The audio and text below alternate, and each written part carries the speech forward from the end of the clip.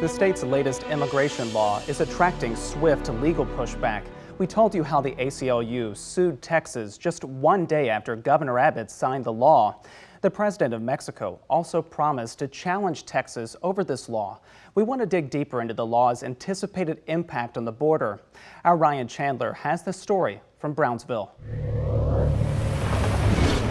This is usually a pretty good area to cross because you have a huge opening right here where you can just you can have someone come pick you up and you can pretty much take it from there. Mauricio Garcia has straddled countries and cultures his whole life. Our communities are so intertwined that it's so hard to actually separate them. Born in America, raised in Mexico, he serves many clients in the opposite situation, those living a life of legal limbo. He says immigration laws need desperate fixes, but he worries for the impact of Texas's novel new crackdown. I think a lot of people don't realize the ramifications of this law, and it's not going to be until you start getting your tia, your tío, your primos getting arrested because they're getting racially profiled. That's when it's going to start causing issues. Senate Bill 4 creates a new state crime for crossing illegally. By empowering state police to order migrants across this bridge and essentially self-deport or face prison time, Texas is hoping to test the limits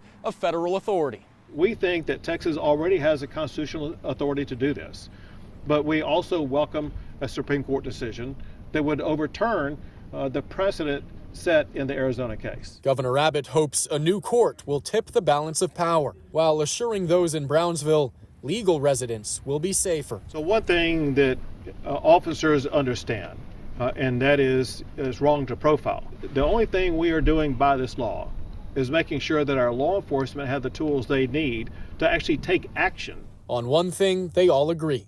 Reform is urgent, but any lasting hope will come from Washington, not Austin. There's always been talks in Congress, and we all get our hopes up, and then all of a sudden, we just get let down. Ryan Chandler, State of Texas.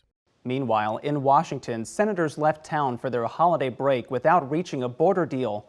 Republicans blocked passage of an aid package for Ukraine and Israel to push for restrictions on asylum seekers and tighter border security.